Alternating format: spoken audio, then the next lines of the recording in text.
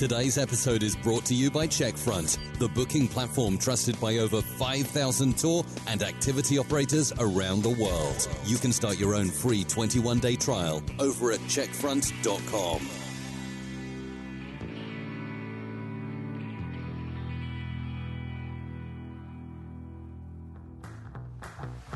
Welcome to the Tourpreneur Podcast. Travel industry veteran Shane Whaley will take you on a journey with fellow tourpreneurs, sharing their tips, ideas, insights, and success stories to inspire you to make your tour business the best it can be. And now, here is your host, Shane Whaley.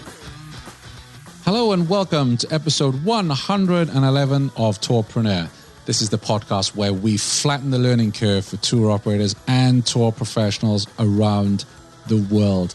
A few weeks ago, I asked in a survey what content you wanted to hear more of on the show.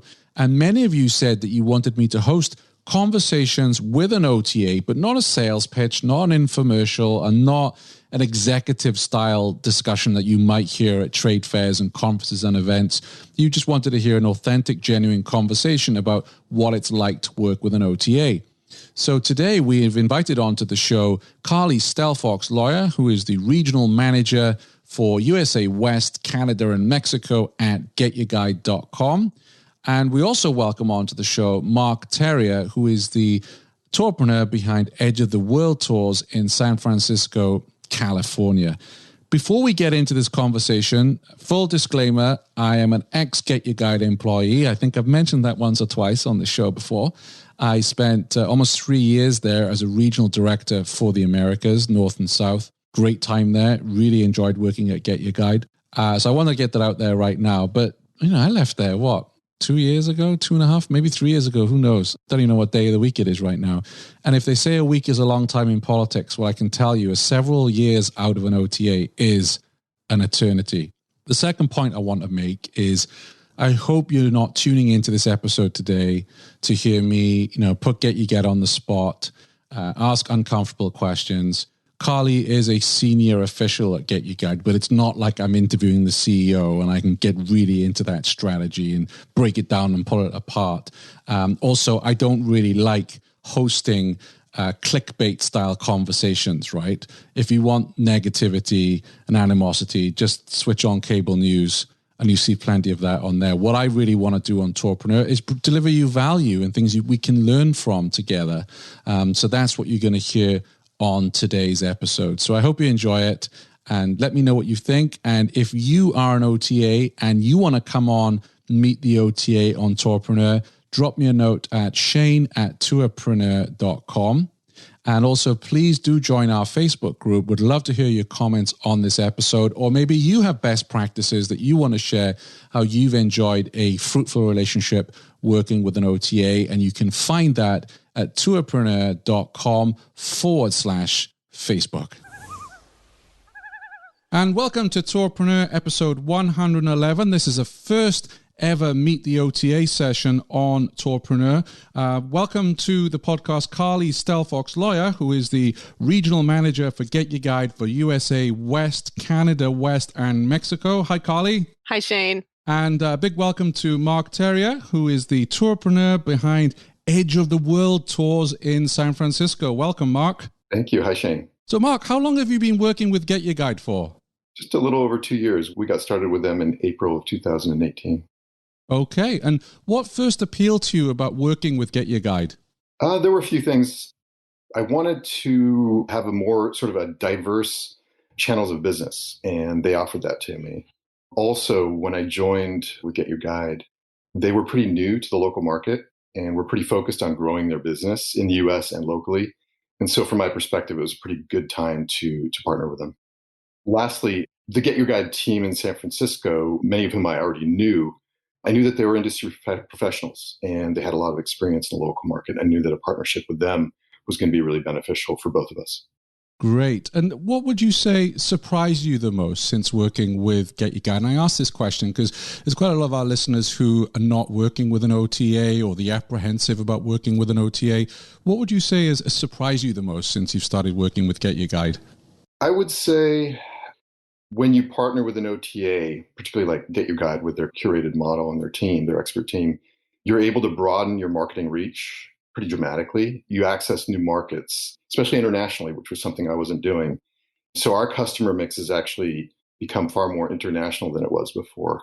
I think there is this concern when partnering with OTAs that you're going to cannibalize bookings that are direct to your website. And I don't believe that to be true. My direct bookings have continued to increase alongside the growth I've seen with Get Your Guide and other OTAs. Carlee, Marc referenced curated model. Could you explain a little more about what that is exactly?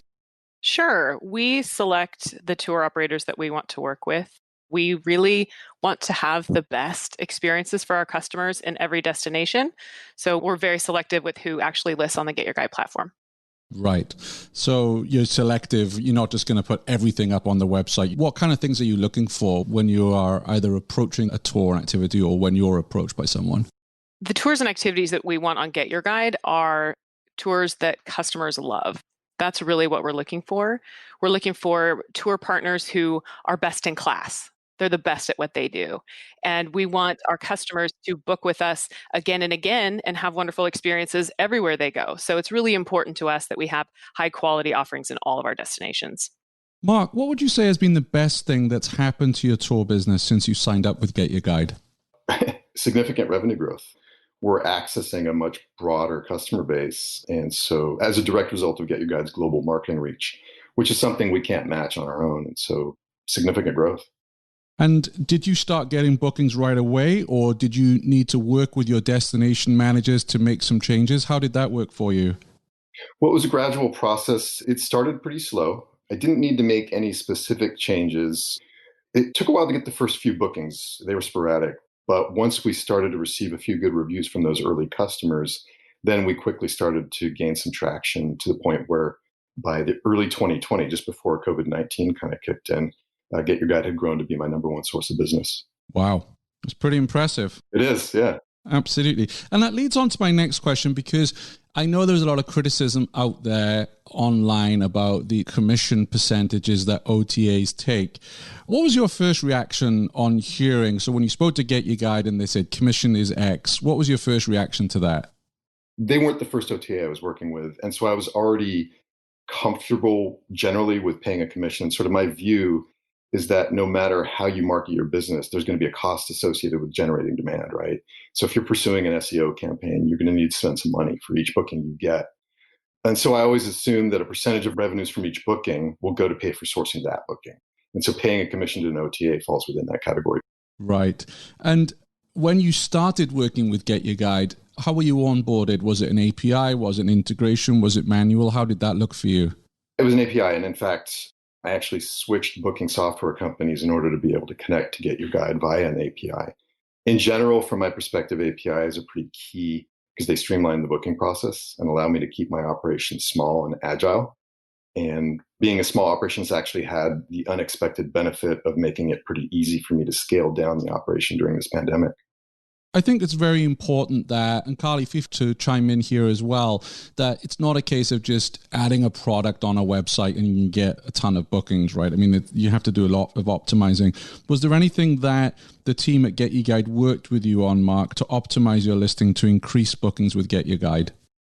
Photos were one issue. I didn't have particularly good photos. We worked on that and we got better photos, better quality photos, but also specific types of photos that really appeal to people. And that sort of knowledge that Get Your Guide and my destination manager kind of brought to me.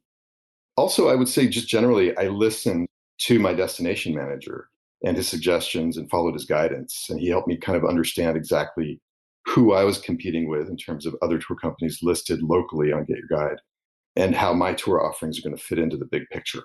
So that all kind of helped me optimize and pretty quickly in the end start getting bookings from Get Your Guide. From my experience of working at an OTA, that was always what was the biggest complaint was, hey, these are the photos that I want to use. This is the copy I want to read. Whereas the OTA, so Carlee, you're sat on so much data there at Get Your Guide. Mm-hmm. Are you able to declare how many bookings you do a year, roughly, just to give an idea? No, I'm not going to. All right. But I'm not going to attempt that. It's a lot, right? This year. Yeah. Oh, yeah. Just to give an example of how much data you're sat on at Get Your Guide, how many bookings you're seeing, who's converting well. From your perspective, what kind of photos do well on Get Your Guide? Yeah, Professional photos really stand out. If you are able to get a professional to kind of take photos on the tour experience, it's worth the investment. Every experience is different, but I would think about on your tour, what is the moment that most of your guests pull out their phone or their camera and take a photo? What is that moment? That's the moment that you want on your listings, right? And if you think about what's the moment from my tour that a customer is most likely to post on social media, that's the photo you want on your listing. So kind of think from the customer perspective, what are the real aha moments? Try and capture those in a professional photo and have those on your OTA listings. Yeah, that makes a lot of sense. And that's why we invited Marc onto this call as well, because we understand that the tour operators who really listen to destination managers, no matter what the OTA is, they're the ones who tend to perform better because you are just sat on so much data and you can see what is selling well on your, I know from experience looking at conversion rates, for instance. Mm-hmm. Yeah, these are converting because they have X amount of photos or this kind of copy. And I know it's really hard for our listeners to kind of get their heads around that because we all think we know our businesses best, right, Marc, rather than an OTA. But it is just so important to listen to the market managers and destination managers.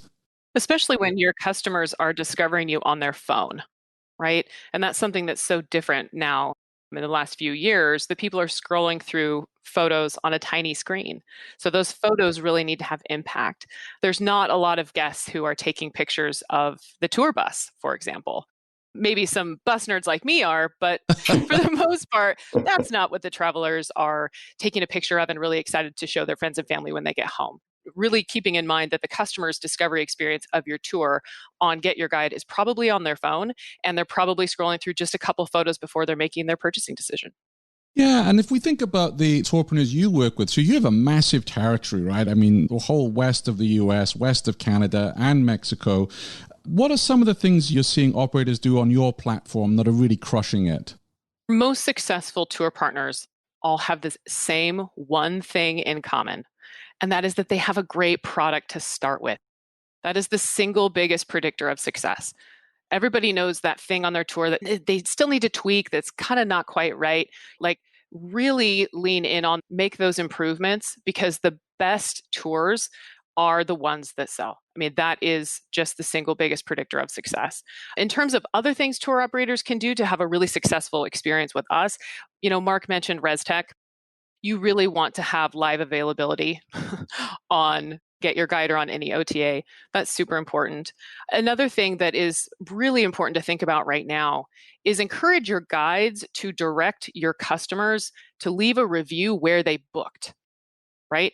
So especially right now, it's probably just standard for guides to say at the end of the tour, if you liked your tour, please leave us a review on TripAdvisor. And that's fine. But what you really want them to do is to leave a review where they booked, right? Because that gives you more visibility in that channel so that you can get more customers back from that channel. So that's something that successful tour operators definitely do. Another thing that I know is really hard right now, but 7-day-a-week availability and all of your time slots. Our travelers are making a lot of decisions when they're selecting what they want to do in destination. And the more availability that you have for them to choose from, the more likely they are to choose you and to convert on their phone. And then the last thing that most of our successful partners really have in common is, as Marc described, an active interest in partnership, wanting to get the data from their destination manager, wanting to understand how their particular market works. And one thing that's so great about our company and that we've approached account management is we have destination experts managing your account, because not all destinations behave the same. And we all know that. But it's really nice when the person that you have on the other end of the phone is not just speaking about how to optimize your listing for an e-commerce marketplace. They're actually saying, hey, here's what we're seeing right now in Vegas. Here's what we're seeing right now in Savannah. Here's what we're seeing right now in Denver. That makes a huge difference for the decisions that you can make for your business. Yeah, and I know from experience that Get Your Guide is very strong on kicking the destination managers out the door to go visit their areas, right? And I say kicking out at the door with a smile on my face because most people love to travel to their destinations, but that costs a ton of money. Mm-hmm. Yeah, we've made a strategic investment in that way, for sure. Yeah, and I think it's something that is so important because sitting down, having a cup of tea or a coffee with your destination manager, and also for that destination manager to kind of learn about your tour business and how you work and hopefully experience it as well, so that when the destination manager is back in the office and they look at the copy and whatever else, they can advise because they've been on that tour, they've experienced it. That's absolutely right, Shane.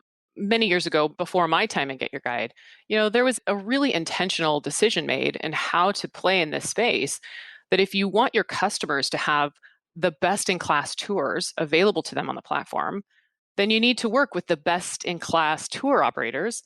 And then you need the best in class sales team to be working with them to understand how to use the platform and how to be successful. So we have made strategic investments in our sales team so they can be as local as possible. And so they can know the market really well and be able to give relationship-based advice on how to optimize your listings.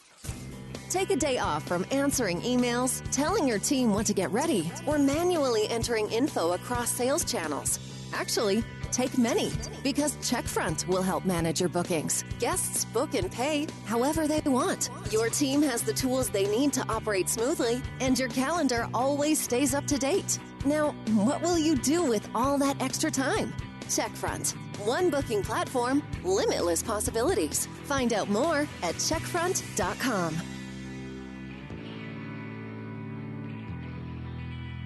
Marc, what would you say is one thing that tour operators probably don't realize about working with an OTA? The cooperation and the partnership. Kind of on the same subject that we're just talking about, I have this amazing relationship with everyone at the local Get Your Guide team. And so they'll come to me with questions that help them understand the operator's perspective. And I can go to them for guidance and advice that's driven by data. So then my knowledge of the local market and our industry at large and my tour company are growing directly as a result of that relationship that I have with the local team at Get Your Guide. So in essence, they kind of allow me to punch above my weight and grow revenues and profits, hire an in-house team to do that. Right. Because this is an open, honest, authentic conversation. What is your biggest frustration about working with Get Your Guide? Honestly, I don't have one. It's such a great relationship. And what I've seen is that it's grown my business. I touched on the whole idea of cannibalization earlier, and my initial fear was that would happen, that I would get less bookings to my site, but I haven't. I've gotten more bookings. I don't feel like my business has grown dramatically in all channels. I understand. Carlee, looking at working with Get Your Guide, what would you say are the percentage of bookings that are coming, first of all, via mobile? I imagine that's a big channel for you, correct? Yeah, we're over 70% now. Wow. Can you believe that? I know. I can believe it because I make most of my bookings on mobile now. I know. But doesn't it make you feel kind of old when you're like, man, I remember the days when it was just not high at all. Yeah, travelers are really discovering their in-destination experiences on their phone. Yeah. Over 70%. Yeah, it's a lot. And how much would you say is, if you can, a percentage-wise, and we can talk pre-COVID, but, last-minute booking. So you were talking about the importance of availability, and I speak with a lot of tourpreneurs who can't do a 4-hour cutoff. Why would an OTA ask for the 4-hour cutoff, for instance? Because they don't understand tour operations? Mm-hmm. I mean, that's the honest answer. No, you should have the cutoff time that you can operationalize, right? And I think if you've been the person having to resend a guide's manifest at 5 a.m. for a tour that starts at 6:30, you're not going to ask your tour operator partners to do that. Yeah. We need to be really conscious of the guest experience. And the tour operators, for this particular conversation, are the ones who are most conscious of the guest experience. You know what you can operationalize and still get the information to your guides that they need for a morning departure. So you should set that according to what works for your customers and your business. So looking at the Get Your Guide site, I forget how many products you have on there now. I mean, it's thousands and thousands. How would someone go about, if I'm coming to San Francisco and I want to go on a wine tour, so hopefully to find Marc's tour there, how does someone go about searching for that and finding that on the Get Your Guide website? Most of our customers in North America are discovering by city. So by destination. So for Marc's tour, most of our customers are finding him on the San Francisco landing page. So our San Francisco tour page is where they would find all offerings that either take place in San Francisco or start in San Francisco. For Marc's tour, for example, it's on there because he offers pickups in San Francisco to go north into wine country. Right. Because I wanted to talk about the international reach for you, Marc. How much of your bookings are coming from outside of the US? Again, pre-COVID. Across all channels, about 40%. So 40% is non-US. Correct. So effectively, they're bookings that you would struggle to get on your own through your own marketing. Correct. Yeah. I don't know the exact percentage, but prior to partnering with Get Your Guide, it was definitely below 20%. We were mostly a domestic operation as far as our clientele. Okay. And Carlee, something that came up on our Tourpreneur Facebook group, which is going to be music to your ears, but some of our members in Europe were saying that they are seeing more bookings now from Get Your Guide than they did. So previously Viator was number one. Now they've seen Get Your Guide. Even during the pandemic times, they're seeing Get Your Guide come into number one spot. Admittedly, this was in Germany where your head office is based. What can you share with us about what Get Your Guide is doing right now to generate revenue during this awful crisis that we're enduring? One thing that was really clear in our traveler research that we did this spring was that the number one thing travelers need is flexibility, right? We want to be able to pick a tour, but we want to be able to know we can change our minds if we have to, or if somebody gets sick or conditions change. So beginning of July, we rolled out a standard cancellation policy that really encouraged travelers to continue to book with confidence. And it's not just about offering cancellations. What we really want as an industry, I think we're all agreed here, is we want people to move their date and not just cancel fully. So encouraging travelers to continue to book with confidence was the number one thing behind rolling out a standard cancellation policy. That's probably the biggest driver of traveler confidence right now in markets that are opening where people are traveling. And I'm sure all of us listening to this in the US are very jealous that Europeans are enjoying a summer. And then another thing is just really leaning in on domestic inventory and making sure that where our European travelers are going, that we have offerings in those markets. So that's super important as we focus kind of on smaller geographies where our travelers are coming from, rather than going international back and forth between Europe and North America, which I think we all enjoy, but isn't really happening right now. Understood. Another question that we get a lot here is, I want to work with an OTA, but I'm based in a smaller city. So for instance, it could be, Salt Lake City, or even here in Vermont. OTAs aren't really looking at our area. It's great if you're in New York or San Francisco or LA. What would your response to that be, Carlee? Yeah, Get Your Guide is expanding across all of North America. So even in a market that you might think is smaller, we might think is super important. And we're looking for new partners in your market. I'll call out some specific states where we really are actively seeking new partners. We would love to hear from you by signing up on Get Your Guide, but specifically really looking for, if you are in Alaska, we want to hear from you. If you're in Texas, Pennsylvania, Virginia, North Carolina, Arizona, New Mexico, we want to hear from you. So if I can shameless plug Shane for a second, you can go to getyourguide.com, scroll all the way down to the bottom, find supplier administration. It takes 5 minutes to sign up. And the destination manager who takes care of your market will receive a notification that you've signed up. So that's kind of the easiest and quickest way to get a hold of us. Everybody who is doing business in this country right now in our space is reimagining who their traveler is. And we all need to be thinking that, our international market looks different. Our long haul, even few states away market might look different. And the addressable market for your tour might look completely different in September and October. So having that reach and being in a traveler's phone, even if they're only coming from the next county over, is really good for your business. One really interesting thing I'm going to be watching is the new addressable market of school kids and their parents not returning to physical classrooms this fall. This is something that is somewhat unheard of in American travel, that Monday through Friday, we would have a market of kids and their parents. But that is changing.